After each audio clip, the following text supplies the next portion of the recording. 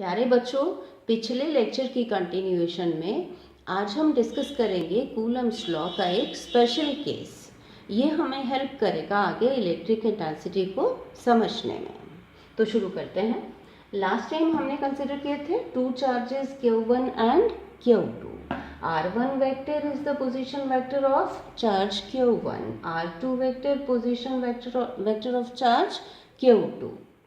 According to Coulomb's law force on Q2 by Q1 हमने लिखा था F ऑन Q2 मीन्स 2 पहले लिखेंगे F21 equal to 1/4 pi epsilon naught Q1 into Q2 divided by square of the distance between the charges.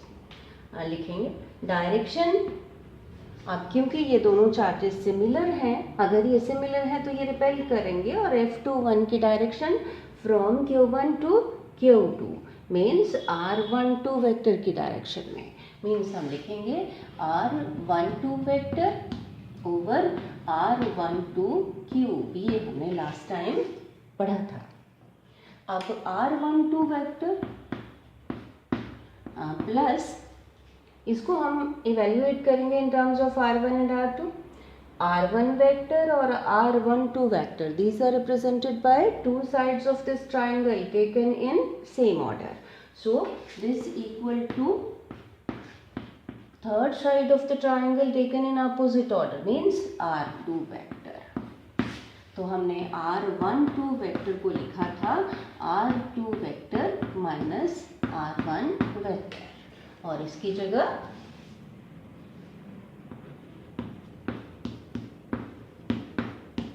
और यहाँ पर थी R2 vector minus R1 vector magnitude का क्यूब। ये हमने लास्ट टाइम पढ़ा था।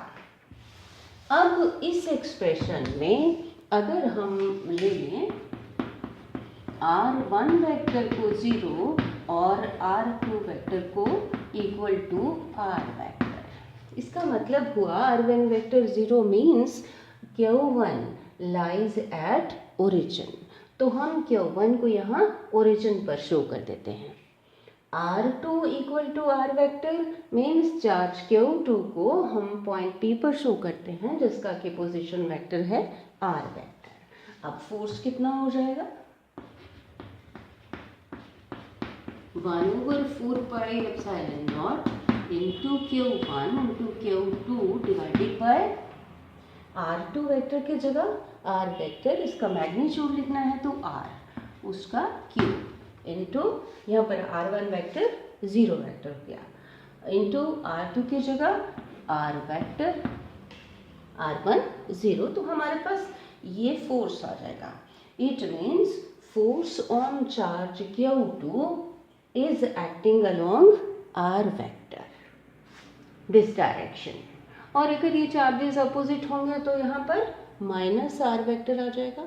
तो बच्चों ये स्पेशल केस है जिसमें कि एक चार्ज को हम कंसिडर करते हैं ओरिजिन पर और दूसरे को किसी लोकेशन P पर जिसका पोजीशन वेक्टर है R वेक्टर। नेक्स्ट टाइम हम पढ़ेंगे इलेक्ट्रिक इंटेंसिटी जिसमें कि हम सोर्स चार्ज को रखेंगे ओरिजिन पर और टेस्ट चार्ज को कंसिडर करेंगे at point P। Thank you.